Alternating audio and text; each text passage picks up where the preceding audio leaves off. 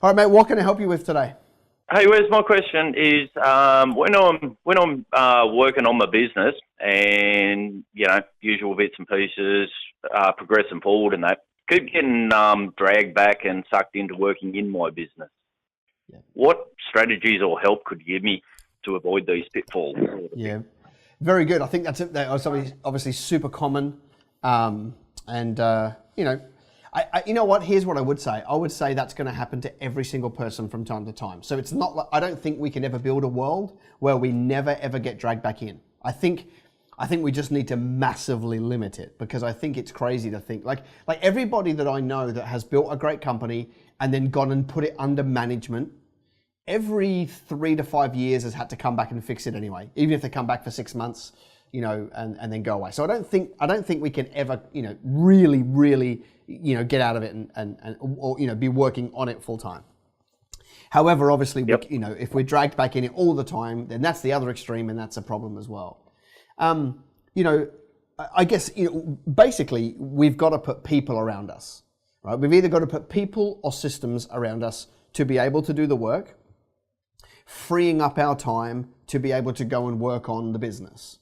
So, that's a little bit of a challenge if you don't have the cash flow for the staff member and so forth, and then in which case, you may need to get more from the current team, which means stepping up in leadership, being clear on what your expectations are, expecting more from them, and they may do it.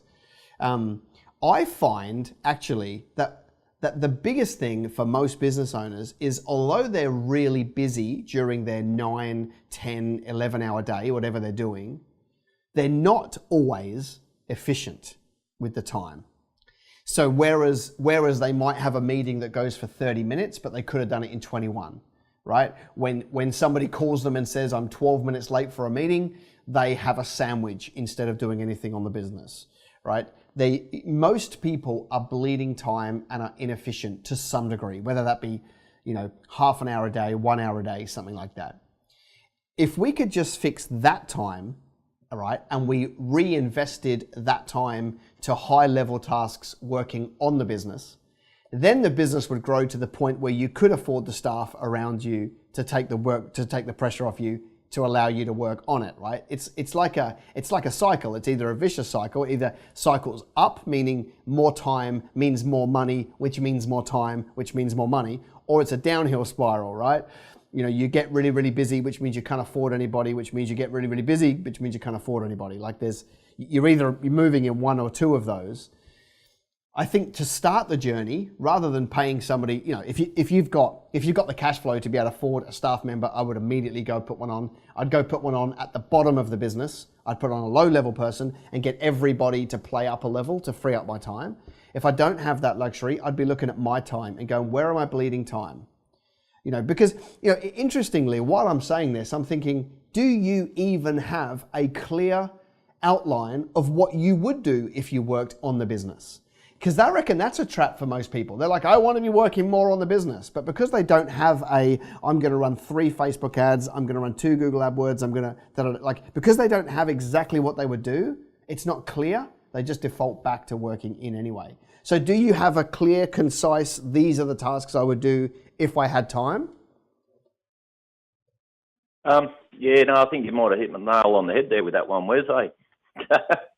I just felt most people aren't clear, in which case they'll just default back to what is clear, and that's working in the business. So the first step, Peter, is just to go, okay, well, what are the tasks I really need to do if I'm going to work on the business? And what's funny? It usually doesn't require that much time, right? It might be 15 minutes here, 1 hour here, a half day every month.